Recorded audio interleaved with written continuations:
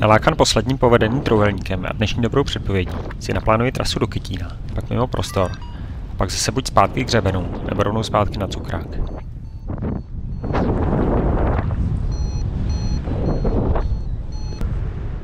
Ve vzduchu se potkáváme 3. Všude to klesá, takže mi je jasné, že někde musí být i stoupák. Druzí 2 to vzdávají, ale já letím ještě doprava před skalky, kde stoupák konečně je.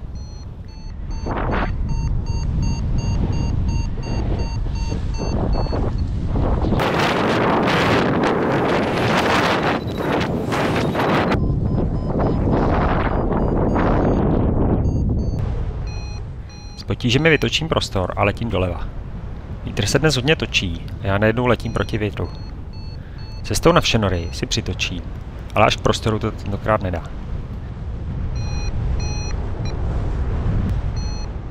Před Řevnicemi je to 4hodinový boj o každý metr. Čas Vario ukáže i 2, ale hned jsem z toho zase venku. Vzduch je hodně turbulentní, skoro jako bych byl v rotoru, ale žádná pevná překážka před mnou není, takže jedině za stoupákem. Zkouším hledat proti větru a až na několikátý pokus se mi podaří zachránit.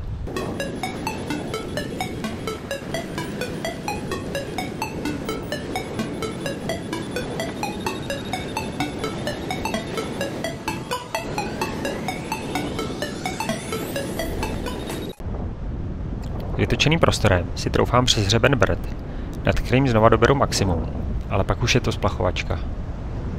Nejlíp by to asi dávalo nad Mníškem, jenže ten je celkem blízko za hřebenem, tak se mi tam nechce. Volím proto linku přes několik menších obcí až k Brdku honosně nazvanému Hora, který se snažím zachránit, ale bez úspěchu.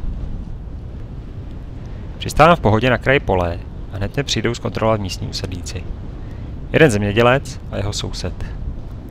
Oba se mě ptají na spoustu věcí. Soused mi pak nabízí i pivo a odvoz na autobus do Mníšku. Díky! Tohle bylo velmi příjemné zakončení letu, který bohužel skončil zhruba v půlce. Příště možná zkusím letět podle hřebene Brd až mimo prostor. Tam pořádně vytočit a překonat ho až tam. Ale zase tím směrem Brdy stoupají, takže manévrovacího prostoru je míň a míň. Let pod prostorem 1050 metrů je velká výzva. Člověk dá uši, před prostorem se zachrání, ale v zápětí vletí do 4kového klesáku a za 2,5 minuty je na zemi.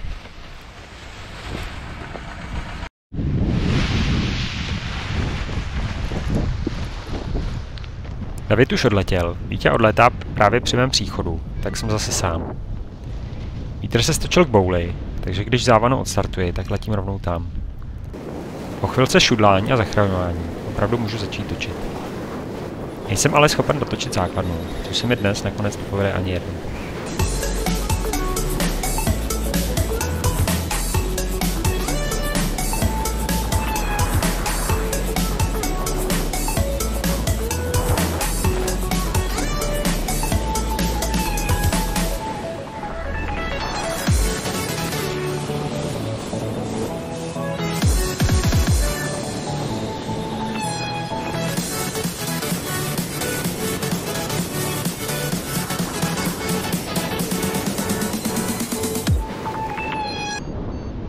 Někdy si připadám jak kulička v pinballu, která se odráží mezi zemí a mraky nebo prostorem.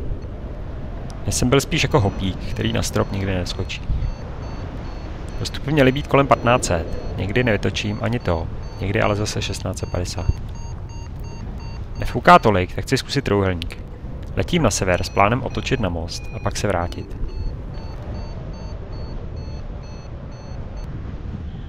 Bezvětří teda není, někdy proti větru letím s klouzákem 1,1:1.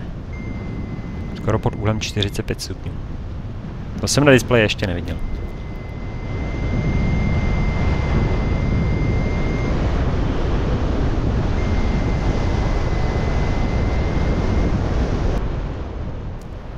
Nicméně doletám k Bořni, oblétám prostor u mostu a doletám i na druhý vrchol trojúhelníku. Po rovné čáře se mi teda letět vůbec nedaří. Vybírám si odtrhovku po větru a když k ní doletím a vytočím stoupák, tak pak musím zatočit kolmo. Další odtrhovky si proto vybírám tak, aby mě stoupák snesl požadovaným směrem. Nicméně u mostu to začne jít z kopce. Všechno se rozastínilo. Ze stoupáku vypadávám čím dál tím níž. Někdy kouknu na thermal asistent, letím na místo, kde jsem točil. Potkávám tam dvojkový klesák. Vzduch není tak jedovatý jako včera a předevčírem, ale ani v trvalém oparu, který všude dnes panuje, to úplně klidné není. Trojúhelník se mi nakonec uzavřít nedaří. Když bych letěl po větru, tak bych za ty 3 hodiny, které jsem strávil ve vzduchu, určitě uletěl víc. Navíc by to bylo o dost jednodušší. Stoupáky jsou po větru blíž u sebe. Ale zklamaný nejsem. Podmínky nebyly nic extra. Ve vzduchu jsem strávil i tak poměrně dlouho. Přistání mě nabírá Tomáš a frčí mi rovnou do Prahy. Díky!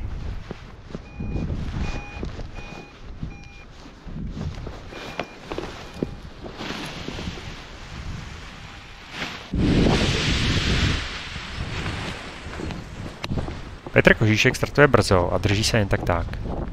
Několikrát už to vypadá, že jde na přistání, ale nakonec se vždycky vyškrábe. Ostatní se do toho proto moc nechce. Tak startuje David s Kosťou a točí slaboučký stoupák. Já si počkám na interval a hned po startu mě to zvedne za koule, jak jsem na čerťáku zvyklý. Hned jsem v nějaké dvojce, později trojce a dostávám se asi 300 metrů nad start.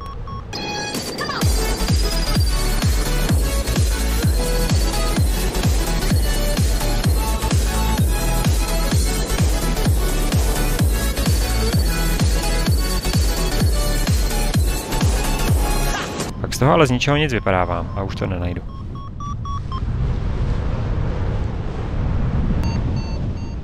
Propadnu se až na minus 20 metrů, ale u startu se zase vyzvedávám. Další stoupák už udržím, ale končí v 15 stech.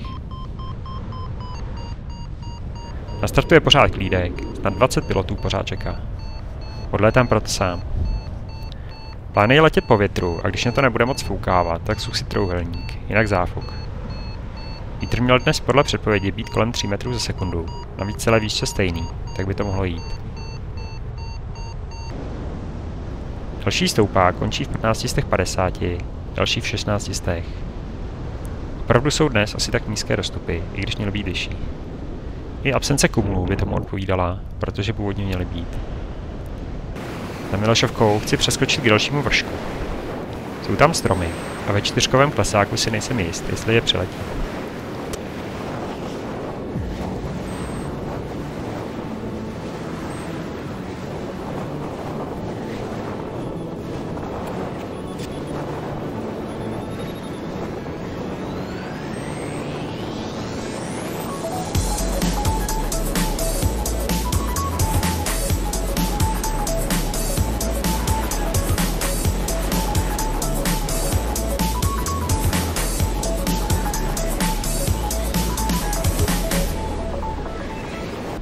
Za nimi na mě čeká dnes nejsilnější stoupák, místy až 3,5 integrovaný. Zachránil jsem se s 80 AGL. Po větru, nebo spíš trochu bokem na vítr, to moc neuhánilo, tak zatáčím na trojúhelník. Bez speedu to ale moc neletí, tak musím šlapat plný. U hřbítku za polem u vesnice je akorát klesák.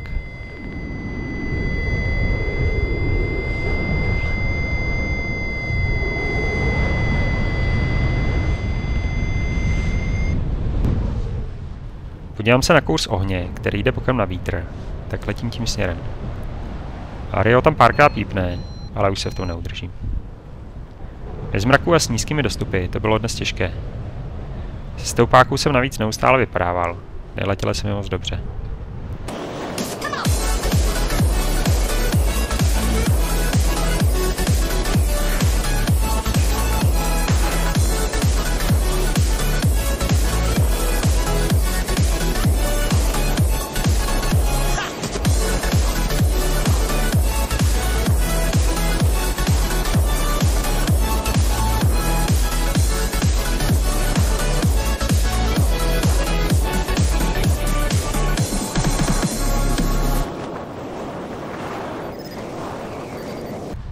Zpátky 2 vlaky a busem.